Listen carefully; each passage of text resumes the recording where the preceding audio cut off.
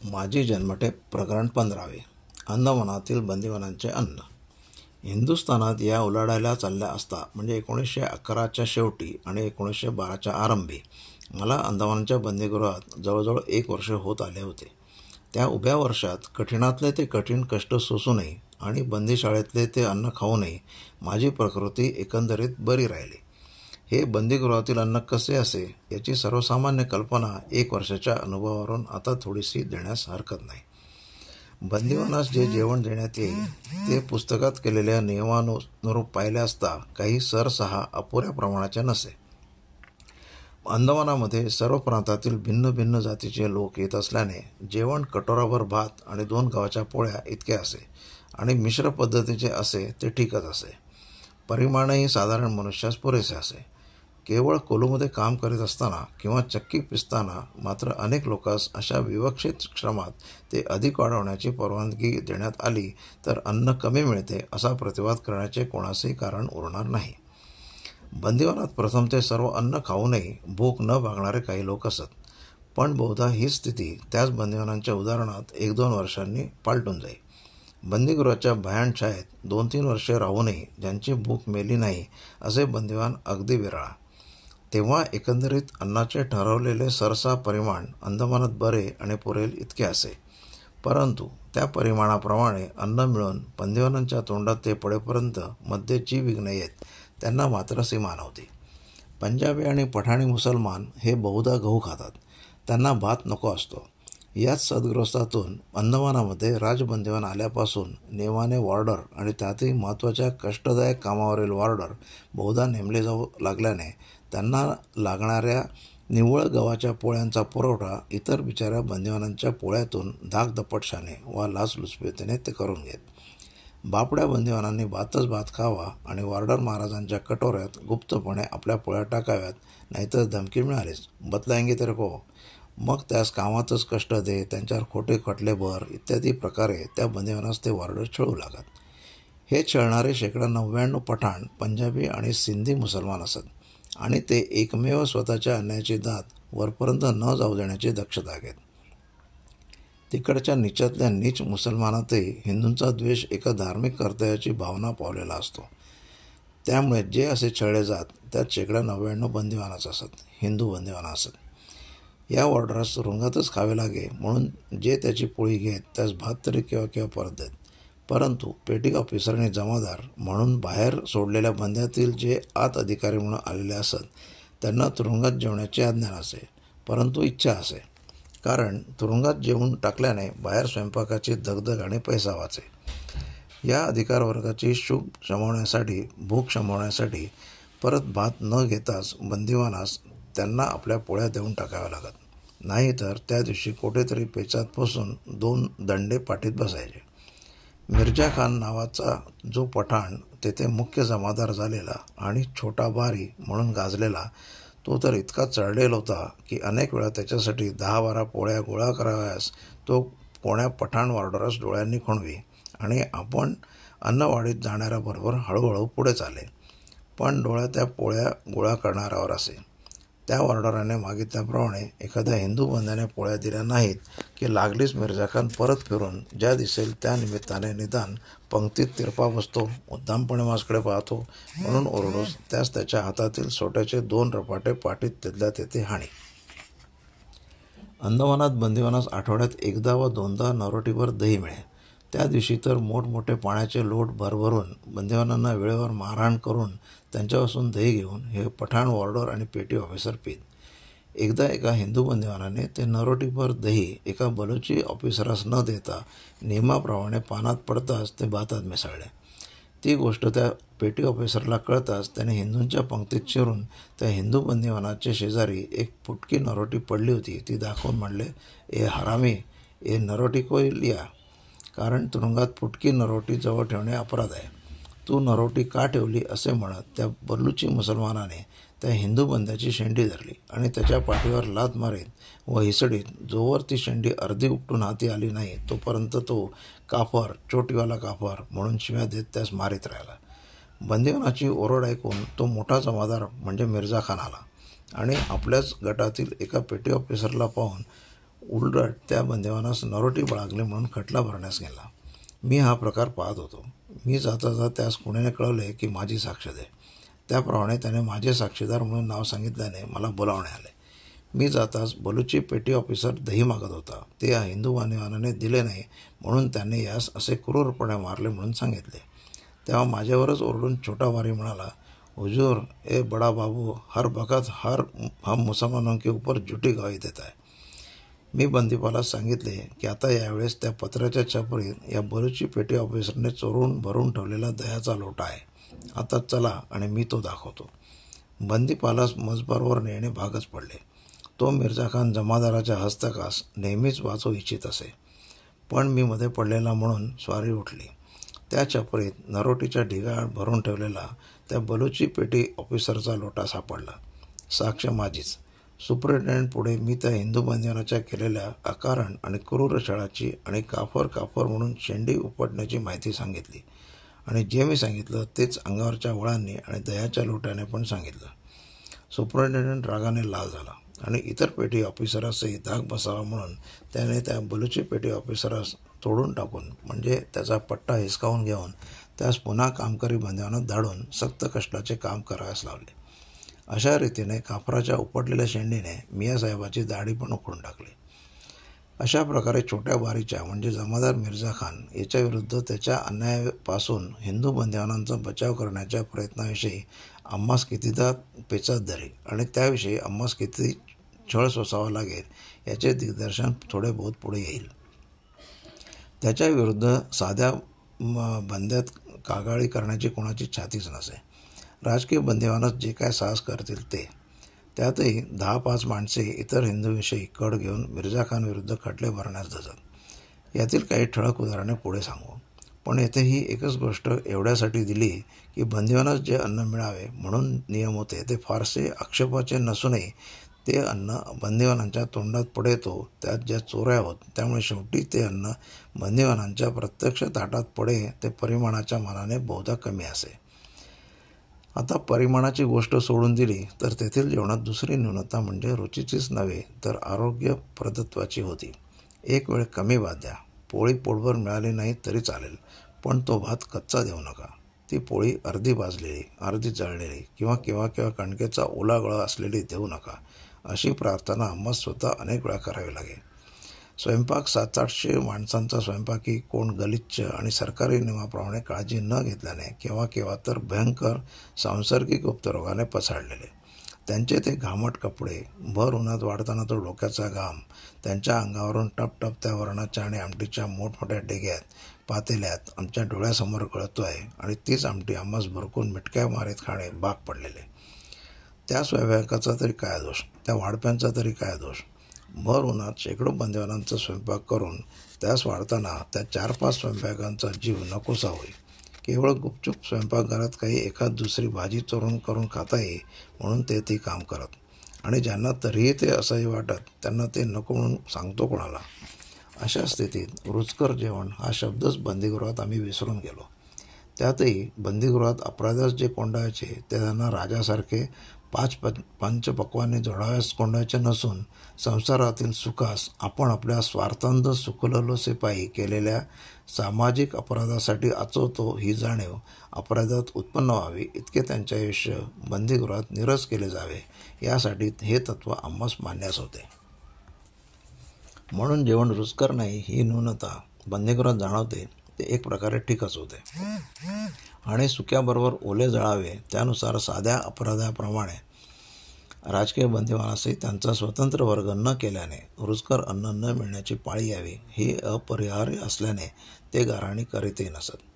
परंतु रुचकर नसले तरी नीट शिजवलेले आणि आरोग्यप्रद अन्न मिळावे इतकीच त्यांची मागणी असे. आणि अंदमानाचे अन्न बहुधा अत्यंत दुर्लक्षितपणे, घामटपणे, निष्काळजीपणे शिजवलेले आणि आरोग्यास हानिकारक असे हे राजकीय बंदिवानांचे सर्व बंदिवानांच्या वतीने मुख्य गाऱ्हाणे असे. त्यांना ही गाऱ्हाणी करण्यासाठी खोटी गाऱ्हाणी करता म्हणून कित्येकदा शिक्षा झाल्या. परंतु वर्षानुवर्षे ते अर्धे कच्चे घामट घातक अन्न खातही राजकीय बंदिवान त्या अन्नाविरुद्ध प्रतिवाद करण्यास जिवंत राहिल्याने शेवटी अन्न बरेच सुधारले. इतर बंदिवानास राजबंद्यांच्या आड दडून जे अनेक लाभ होत त्यातील हा लाभ अत्यंत महत्त्वाचा होता. वाईट अन्न किती वाईट असे त्याची कल्पना येण्यासाठी काही 2-4 ठळक उदाहरणे सांगू. केव्हा केव्हा कांजीत घासलेट पडलेले असे. कांजी पहाटे करावी लागे. थोरली डेग म्हणजे एक अजस्त्र तपेली चुलीवर चढे आणि त्यात कांजी शिजे. ती नीट झाली की नाही हे पहाटे अंधारात नीट दिसावे म्हणून घासलेटच्या पत्री चिमण्या हातात घेऊन कोणी अर्धात जागा झालेल्या स्वयंपाकी त्या डकेत डोकावी. त्यावेळी त्या भिकार हातचिमण्या गत असल्याने किंवा पाहता पाहता तेल गळू लागेतो त्या वाकड्या केल्याने सगळ्या कांजीत घासलेट फांडे. पण 800 माणसांची कांजी फेकता थोडीच येते. ही बातमी वर जाणे देखील त्या स्वयंपाकास आणि मिर्झा खानास घातक. म्हणून असे जेव्हा जेव्हा घडे तेव्हा तेव्हा ते ती कांजी तशीच बांधवास वाढीत. आम्ही जाण्यापूर्वी अशी घासलेट पडलेली कांजी दर 1-2 महिन्यातून एकदा मिळे. परंतु राजकीय बंदिवान गेल्यावर जसजसा तिचा गाजावाजा होऊ लागला तसतशी ती तुरळकपणे येऊ लागली. एकदा आम्ही अशी कांजी पिणार नाही म्हणून म्हटले असता बारीपर्यंत ते गाराने जाऊन तो आत आला. आमच्या शेजारच्या बंदिवानास ओरडून त्याने विचारले, क्या कांजे में सचमुच मिट्टी का तेल है? त्या बंदिवानास बारीने कोणतीही गोष्ट ओरडून विचारली म्हणजे उत्तर कसे द्यावे माहिती होते. त्याने साफ सांगितले, नाही साहब, बडा बाबू झूठ बोलत आहे. तेव्हा बारी रागाने फणफणत मला म्हणाला, सगळ्यांना कांजीस घासलेटचा वास येत नाही आणि तुला येतो काय? थांब, थोडी कागळी केल्याचा खटला भरतो तुझ्यावर. असे ओरडत ओरडत तो निघून गेला आणि ती घासलेट पडलेली कांजीच सर्व कैद्यांना खावी लागली. कारण एक तर भुकेच्या तोंडी मिळणार नाही म्हणून काम तसे उपाशीच करावं लागणार आणि दुसरे याहूनही महत्त्वाचे कारण की तुरुंगात वाढले तितके खाल्लेच पाहिजे, फेकता कामा नये असा सर्वसाधारण नियम. कोणास कमी हो, अधिक हो, जास्त हो फेकता येणार नाही. ठराविक ते सरसा खाल्लेच पाहिजे. अशक्त माणसाला सशक्त माणसाला जे एक सरासरी माप ठरले असेल त्याप्रमाणे अन्न खाऊन सरासरीने जगलेच पाहिजे. गोष्ट अशी असते की अशा नियमाची बजावणी नेहमीच सक्तीने होते असे नाही, परंतु ती बजावणी पूर्वी जेव्हा सक्तीने वरचेवर करण्यात येई किंवा आजकाल करण्यात येते तेव्हा तिचा बंदिवानाच्या प्रकृतीवर वाईट परिणाम घडला वाचून राहत नाही.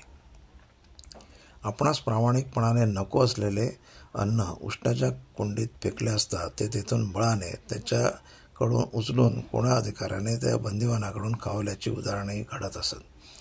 त्या दिवशी ती घासलेटची कांजी बळाने सगळ्याच खावी लागली, ती याच नियमाच्या जोरावर. जर कोणा 10-5 बंद्यांनी ती फेकून दिली असती तर कांजीत खरोखर घासलेट पडले होते हे आम्हास सिद्ध करता आले असते. आम्ही मात्र ती तशीच फेकून दिली. पण भीक नको कुत्रा आवर असे समजून खटला भरण्याची धमकी लवकरच विसरून गेल्यासारखे बारी चूप बसला. राजकीय बंदिवान अशा कागळ्या वारंवार सुपरिटेंडंटपर्यंत नाहीत आणि जरी वरील उदाहरणाप्रमाणे त्यांचा बहुधा पाणउतारा करून तिकडे अधिकारी लक्ष देत नसत तरीही खालच्या अधिकाऱ्यांची एखाद्या वेळेस सुपरिटेंडंट लहरीत असला की गुपचूप चांगलीच कान उघडणी करे. अन्नाविषयी अशा कागळ्या केल्याने बारीला मात्र भारी त्रास पडे. तो आपल्या राजबंदिवानातील हस्तकांकडून अशी तत्त्वे उपदेशू लागे की अन्नासाठी पोटभरू लोकच काय ते भांडतात. त्यास राजबंदिवानातील झुंजार स्वभावाचे एक लोक उत्तर देत की आम्ही स्वतः त्याहून वाईट अन्न खाऊन राहू, फार काय अन्नाविना 8-8 दिवस उपाशी राहू, पण हजारो जणांस जिवंत राहण्यास अवश्य तितके सुग्रास जेवण मिळावे म्हणून आम्ही झटत राहू. पोट भरायचे असते तर घरी आम्ही कोण आयर्लंडच्या रस्त्यातून 1 शिलिंग राजमुजऱ्यावर राबत नव्हतो. या प्रकारानंतर सर्व राजबंदिवान त्या मिस्टरास धिक्कारू लागले आणि इतर बंदिवान म्हणू लागले की तुम्ही स्वतःच पाहिल्याने घासलेट आहे म्हणून म्हणत होता. तेव्हा त्या मिस्टरांनी शांतपणे उत्तर केले की अन्नाविषयी प्रतिकार करणे पोटभरूपणाचे हलकट कृत्य आहे. परंतु हेच मिस्टर लोक जेव्हा खोबऱ्याचा तुकडा चोरण्यासाठी अर्धा तास टपून बसत तेव्हा मात्र तो पोटभरूपणा स्वतःचे पोट भरणारा असल्याने भारी आणि सभ्य कृत्य होई.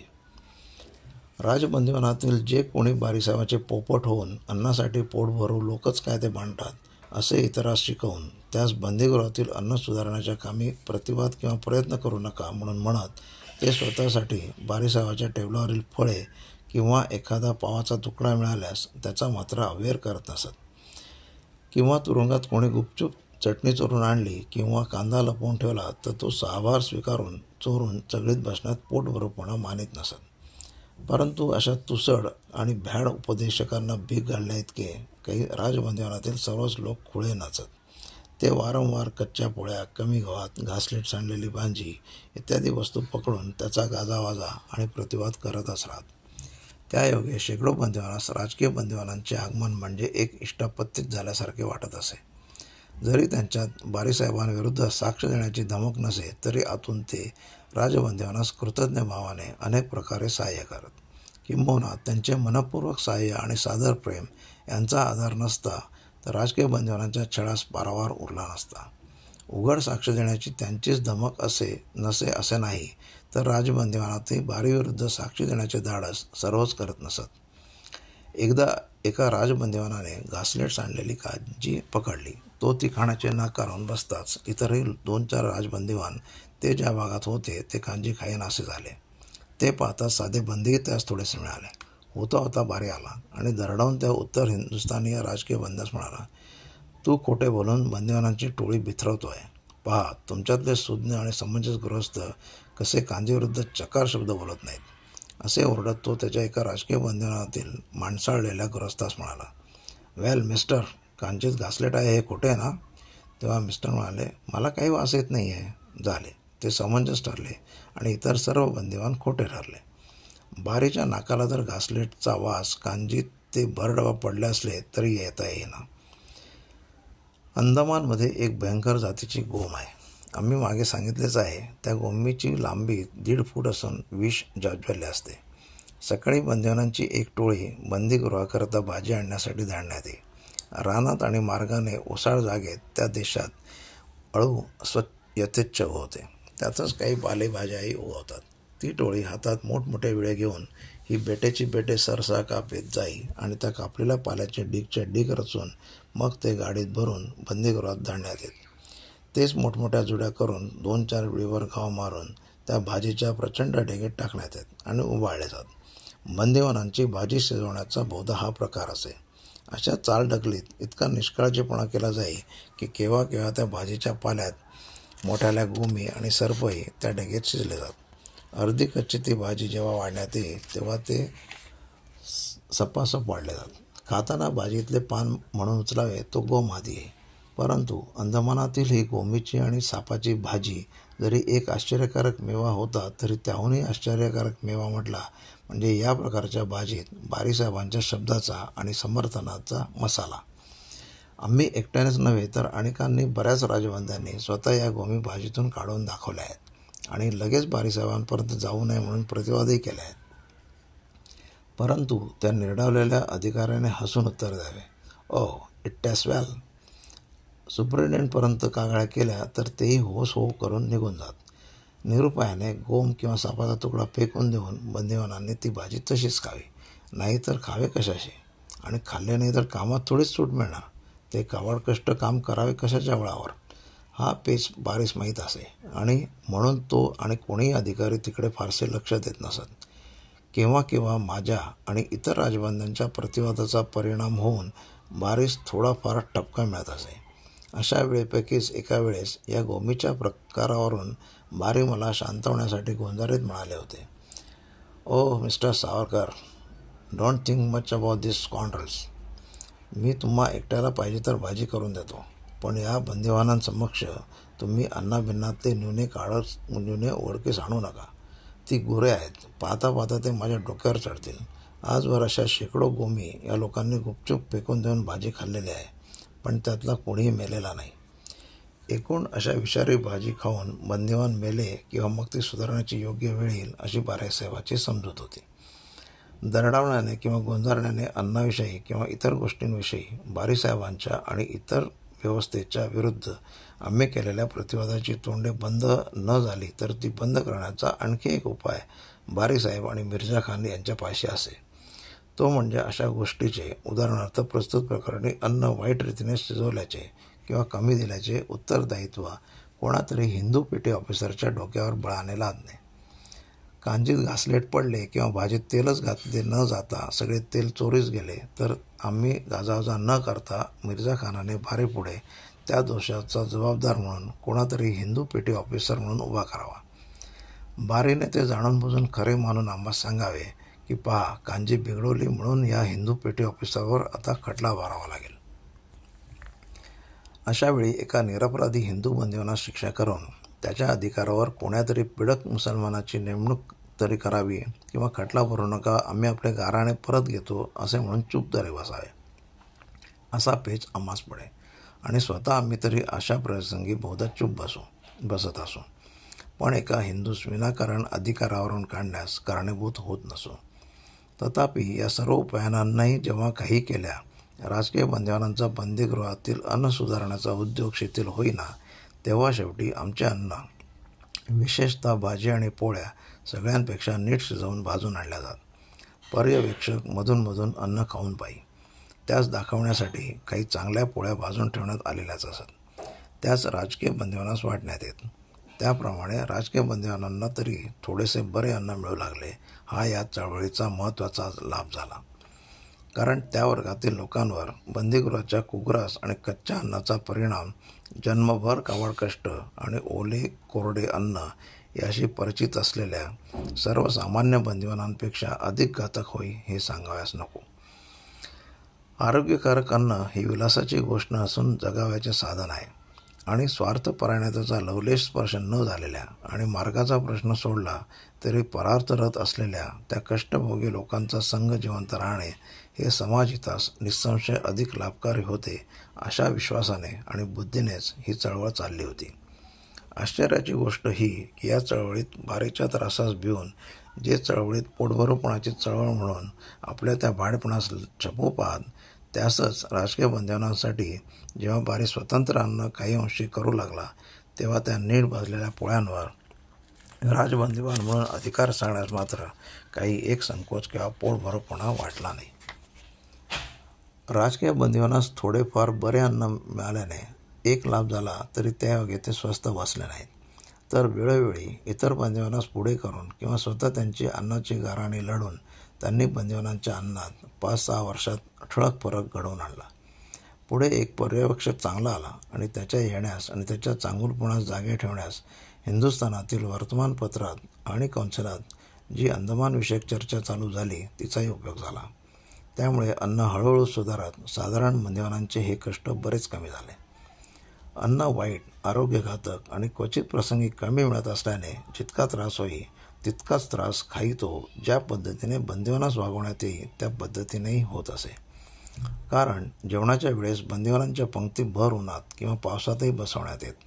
कोणीही पंक्तीबाहेर बसू शकत नसे. या त्रासाचा प्रतिकार करण्यासाठी राजबंदिवानातील मंडळी अन्न थाळीत पडताच उठून सावलीत जाऊन बसत. पेटी ऑफिसर शिवीगाळ करी, बारी येऊन पंगत चोडली म्हणून खट्टे करी, बंदिवानास चितवतात म्हणून पर्यवेक्षक शिक्षाही ठोठावी. पण राजबंदिवानातील झुंजार पक्षाचे लोक उन्हात व पावसात पंगत सोडून छायेत बसून जाऊन बसत. छायेत जेवणापुरते तरी का बसू नये असे विचारता बारी सांगे, मी त्या बंदिवानास सावलीत बसवून जर मजवर बंदिवानांची भाईबंदी केल्याचा आरोप वरचे अधिकारी करतील. आणि बारीचे म्हणणे अगदी खोटे नव्हते. पुष्कळ वेळ जरी तो स्वतः त्रास देई व एकंदरीत जरी बारीचे नाव पुढे येई तरी बंदिवानास निष्कारण आणि आरोग्यनाशक त्रास देण्याचे उत्तरदायित्व सर्वस्वी बारी साहेबांवरच नसून ते एकंदर बंद विभागाच्या धोरणावरच आहे हे ध्यानात ठेवायला पाहिजे. कारण बंदीगृहातच जेवताना बंदिवानास उन्हात आणि पावसात बहुधा बसवले जाई असे नसून बंदीगृहाच्या बाहेर देखील ज्या जिल्ह्यात बारी येऊन दुसरे अधिकारी असत त्या जिल्ह्यातही बहुधा तेच हाल होत. इतकेच नव्हे तर त्या बाहेरील जिल्ह्यांपैकी काही भागात भर पावसात उभे राहून बंदिवानास जेवावे लागे. कपडे पावसात काम करून ओले चिंब झालेले, थंडीने अंग सारखे कुडकुडत आहे, अशा स्थितीत एका हातात पावसात भिजून चिंब झालेल्या पोळ्या आणि भात घेऊन पावसाने भरलेल्या आमटीच्या भांड्यातून आमटी बुरकवत ते अन्न बंद्यास उभ्या खावे लागे. असे 1-2 तास होत नसून ती जवळजवळ पद्धतच पडली होती. केवळ ज्यांना बाहेर गेल्यावर स्वतंत्र स्वयंपाक करण्याचा अधिकार मिळे त्यास मात्र हे कष्ट पडत नसत. परंतु राजबंदी बाहेर गेले तरी त्यास हे अधिकार मिळणारे नव्हते.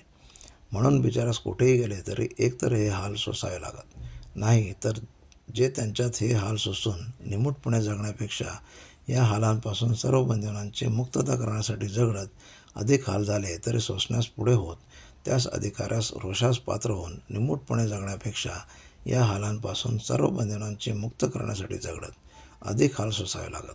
तरीही